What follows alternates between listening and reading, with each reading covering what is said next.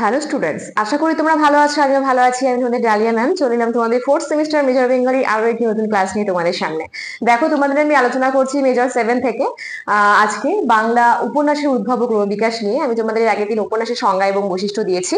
তারপরের যে বিষয়টা রয়েছে সেটা নিয়ে আজকে আলোচনা শুরু করার আগে তোমাদের একটি ইনফরমেশন দিয়ে রাখতে চাই। আমাদের জ্ঞানজ্যোতি কোচিং সেন্টারে কিন্তু অনলাইন ক্লাস শুরু হয়ে গেছে এবং তোমরা যারা নোটস নিতে চাইছো, সামনেই এক্সাম, অবশ্যই আমাদের সঙ্গে যোগাযোগ করো। আমাদের যোগাযোগ নাম্বার 6295916282, আরেকটি নাম্বার 7076398606। তাহলে চলো আজকে ক্লাস শুরু করা যায়।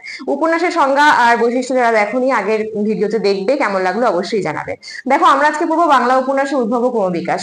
বাংলা উপন্যাসের মধ্যে সর্বপ্রথম, একেবারে সবার প্রথমে যদি আমি বলি, তাহলে হ্যানা ক্যাথারিন মুরেলসের দেখতে পাচ্ছ 1852-তে ফুলমণি ও করুণার বিবরণ, এইটা দিয়ে কিন্তু উপন্যাস যাত্রা শুরু। তারপরে আমরা পেয়ে যাচ্ছি আলালের ঘরের দুলাল, ঠিক আছে, হুতম প্যাঁচার নকশা, প্যারিচাঁদ মিত্রের লেখা, কালীপ্রসন্ন সিংহের লেখা। প্যারিচাঁদ মিত্র তিনি ছদ্মনামে আলালের ঘরে দুলাল লিখেছে, ঠিক আছে। টেকচাঁদ ঠাকুর যার ছদ্মনাম। 1858-তে হুতম প্যাঁচার নকশা লিখছে কালীপ্রসন্ন সিংহ।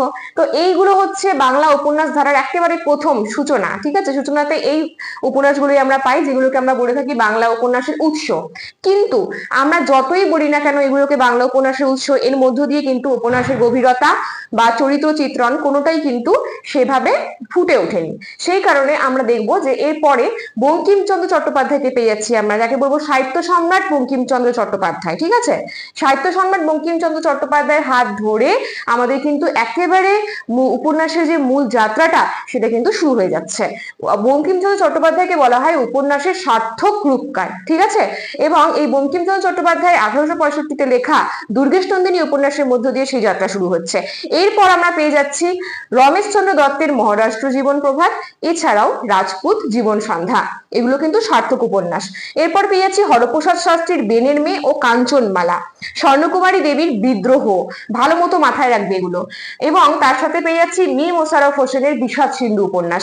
এই সমস্ত উপন্যাসগুলোকে আমরা বলবো হচ্ছে বাংলা উপন্যাসের একেবারে গোড়ার দিকে, অর্থাৎ সার্থক যে উপন্যাসটি শুরু হচ্ছে সেই উপন্যাসের যাত্রার প্রথম থেকে, একদম এখান থেকে ফুলমণি ও করুণার বিবরণ থেকে শুরু করে যে যাত্রাটা শুরু হচ্ছে, এটা কিন্তু সম্পূর্ণ বাংলা উপন্যাসের উদ্ভব ও ক্রমবিকাশের ধারা।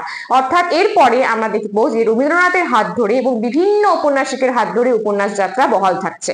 তাহলে বুঝতেই পারছো যে বাংলা উপন্যাসের উদ্ভব ও ক্রমবিকাশ কিভাবে হলো।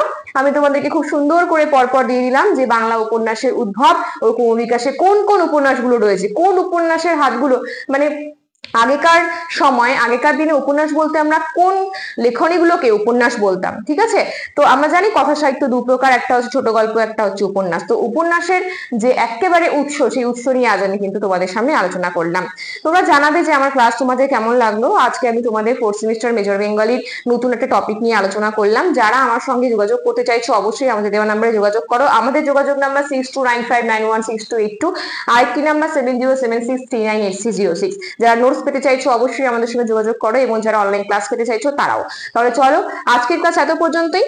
আর যারা এখনো পর্যন্ত আমাদের চ্যানেলটা সাবস্ক্রাইব করোনি, অবশ্যই চ্যানেলটা সাবস্ক্রাইব করে নোটিফিকেশন অল করে রাখো। আর আমার ক্লাস যদি তোমাদের ভালো লেগে থাকে একটা লাইক কমেন্ট শেয়ার করে আমার পাশে থেকো, এটাই।